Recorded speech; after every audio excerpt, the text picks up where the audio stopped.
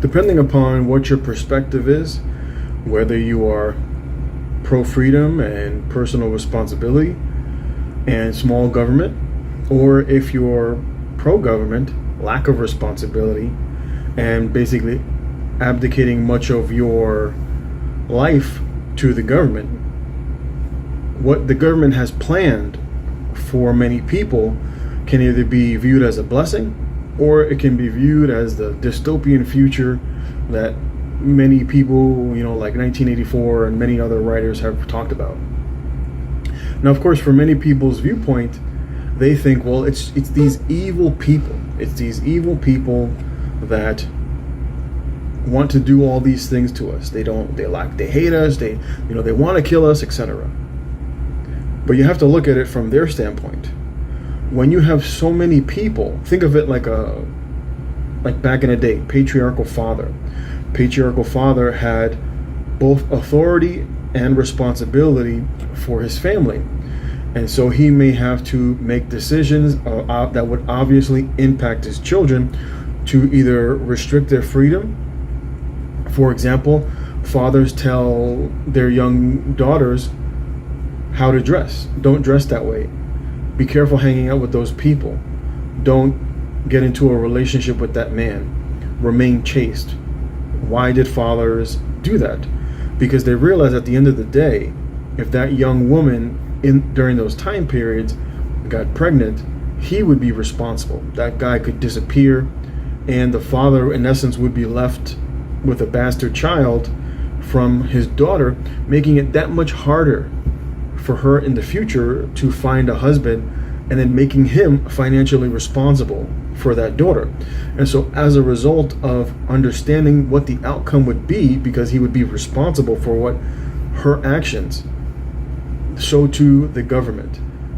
Why the government acts in a very restricting way, because so many people abdicate authority to these individuals, and they abdicate responsibility instead of being personally responsible for themselves. I mean, as a nurse, I see this all the time, where people will destroy their bodies. They'll overeat, they'll do drugs, they'll drink, they won't exercise, they'll get themselves involved with all kinds of people, have mental health disorders, etc. And then we'll say to the government, well, you're responsible for giving me free healthcare. And people abdicate for this. People will sit here and they will champion this. This was one of the big outcomes of Obamacare, where the people demanded the government be responsible for them. What was the outcome? Obviously, the government isn't going to put on a pair of scrubs and take care of you. What they're going to do is they're going to create money. They're going to create money, and they're going to give it to people like me and say, are you willing to take care of these people? And if it is lucrative enough, people will go out there and fulfill those roles. But when you have more and more people that believe that the government is responsible for their housing, for their safety, for their health, for providing housing, for providing food, or happiness, medical care, whatever it is, they just keep giving the government more and more and more authority. And what is the government going to do with all these people? And so as this group of people grows decade over decade, you end up with a dystopian future. Because as people are less willing to work and more willing to say, hey, you need to do, I hear this all the time as a nurse, where people don't even realize that they live in a socialist society. People don't even realize that we have socialized medicine. But it's only so much. People say, well, how do we have, patients with, tens of thousands of dollars of medical care? And it's because realistically speaking, the government can't afford to just give you unlimited resources when it comes to health. If a person has debilitating cancer because of their lifestyle or because of genetic abnormalities, what is the government to do? Create infinite amount of money for that one person to have access to as many resources as they personally think that they are worthy of having?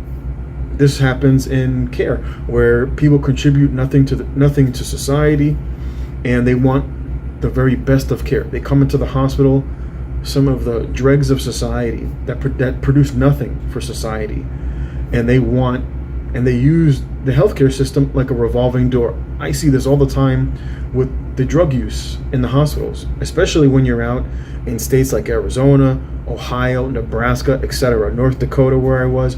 You see so much drug abuse. And these people just are like a revolving door come into the hospital. And I hear nurses say, we need, real socialized healthcare. And I'm like, well, who's going to pay for that? If you believe in that, how much of your free time do you donate to working in a clinic to give people free care? And most of these people don't donate shit. And then I'll say to them, well, do you want to pay more in taxes? Because that's where the money would come from. Where would the government get the money from? The government doesn't produce anything. The government can just create money. So where's the government going to get that money? Are you willing to pay more in taxes? If that's the case, why don't you go right ahead and donate more to the government, if that's what you believe? But that's not really what they believe. What they really want is they want someone else, not me, to pay for it. And they advocate for slavery, because that's in essence what it is. If you advocate this for the government to do by means of force, because this is the only thing the government can use, then all you advocate for is slavery. And then people sit here and wonder why the government acts in a tyrannical way. And so when the government says to the people, you will own nothing and be happy, well, for many of these people, they really will be happy, because the government will be there to take care of them. Now, of course, they think that they're going to get all the free shit, and the government is going to shower them with money, and they're going to live in mansions. And of course, that is never the reality, because the government doesn't produce anything. And so when you look at the stuff that they talk about, when you hear them talk about how we're going to feed you bugs, or all this climate change narrative, you have to understand it from the position of those in power, the so-called elite. You have to look at it from their perspective. If tens of thousands of people come to you and say, you're responsible for us, well, then you have authority over those people, because they've given you responsibility over them. And I see this in healthcare, where people will complain and nurses will say, well, they need to do something.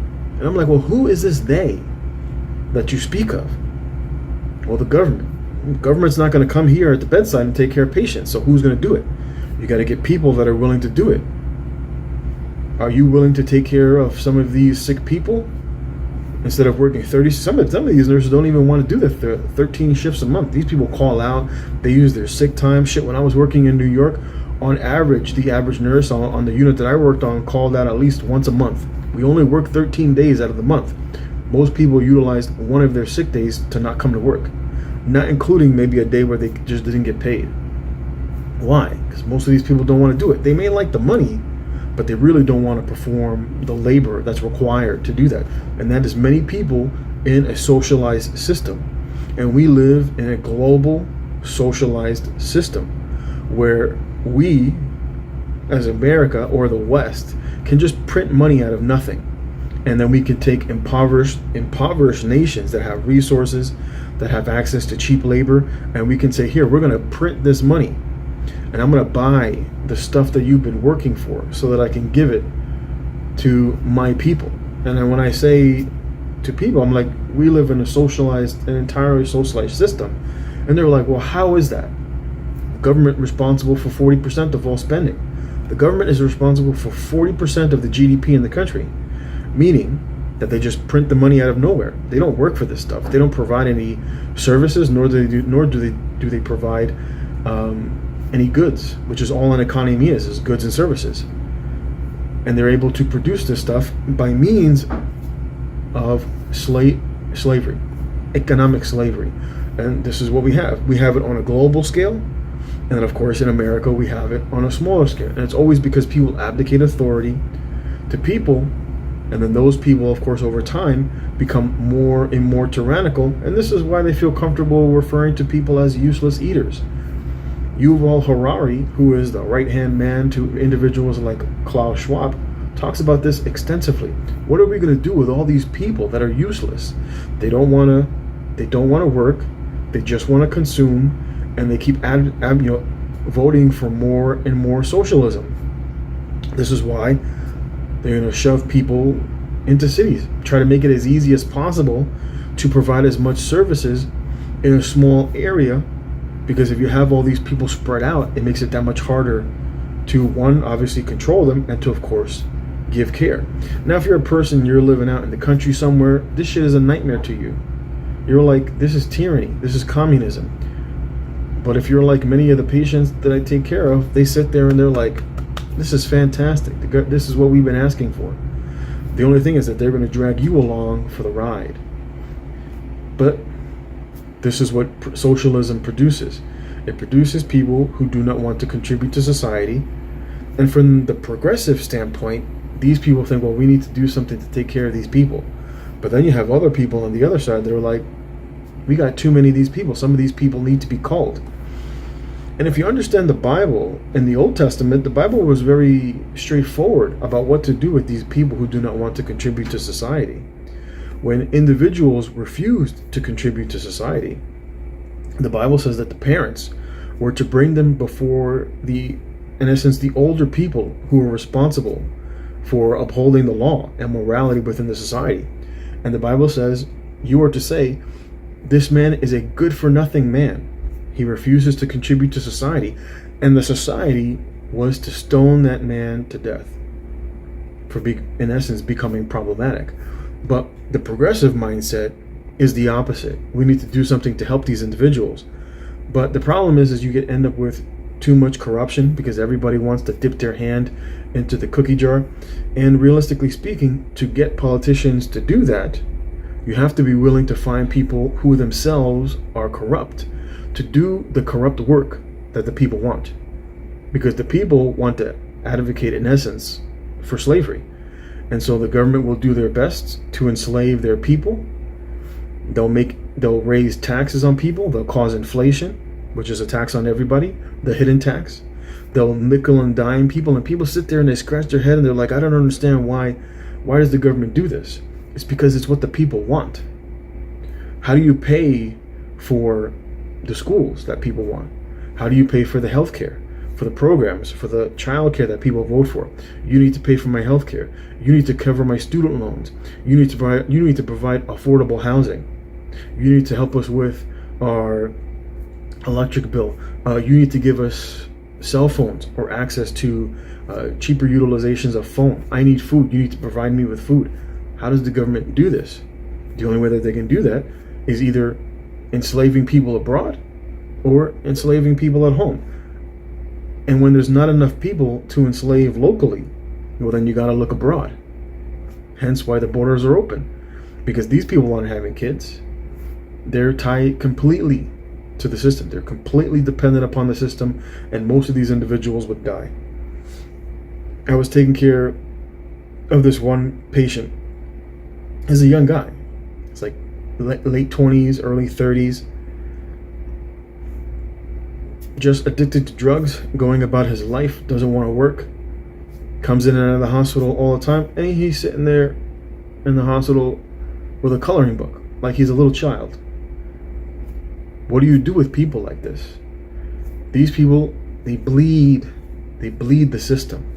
They bleed your pockets. The government has to steal from your labor to be able to take care of these individuals, because this is the progressive mindset.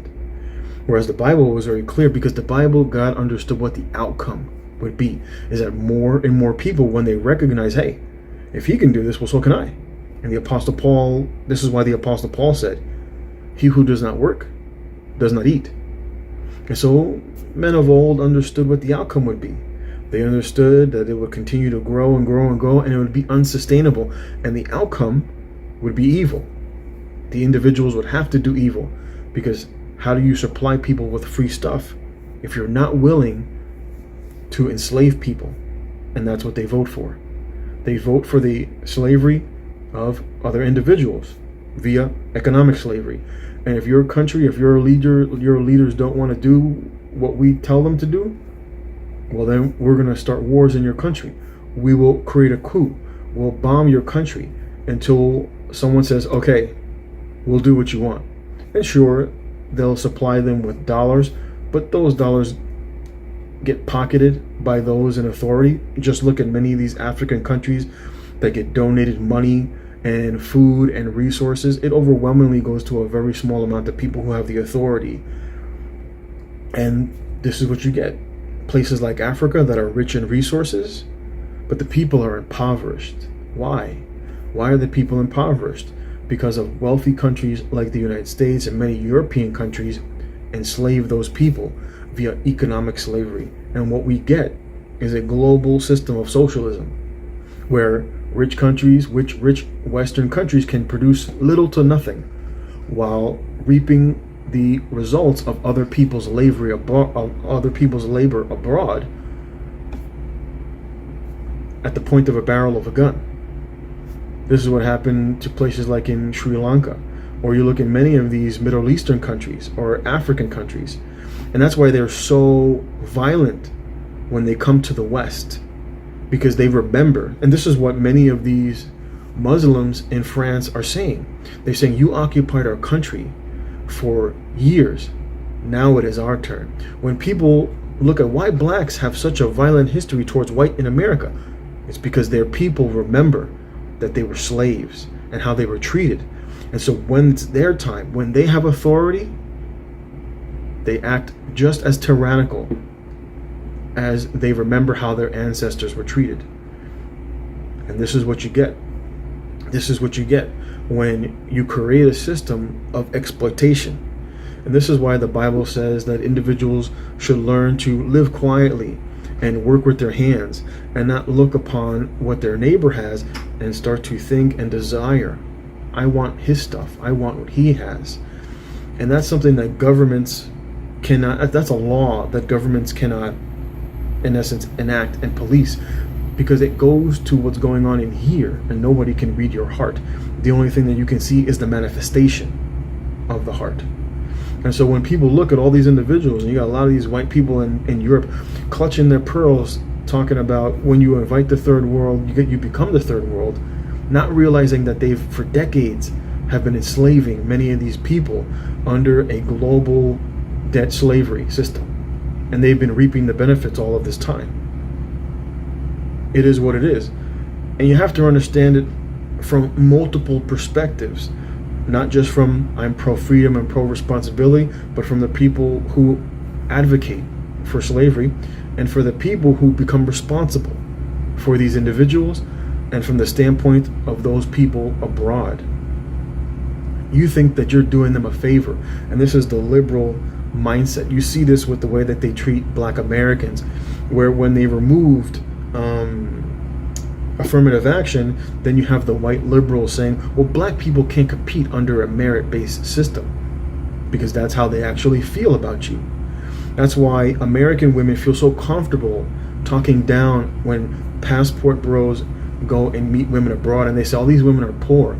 They're just taking advantage of them because they look down upon them. And they recognize this. These women who they post on YouTube, and they recognize that this is how they are viewed. They're viewed as second class from poor system, because we're so blessed and we're so civilized.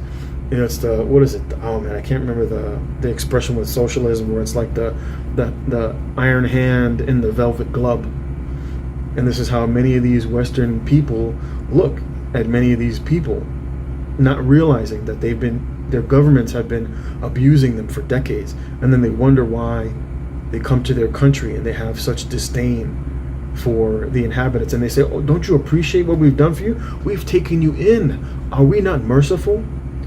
Meanwhile, when they were back in their country, they understood what was going on in their country as a result of the tyranny that was being oppressed upon them by, in essence, your government. And so when they come in, and enough of them come into the country, it's our turn to be the oppressors. And this is where we're at. Thank you for watching. Feel free to leave your comment below, and I'll check you next time.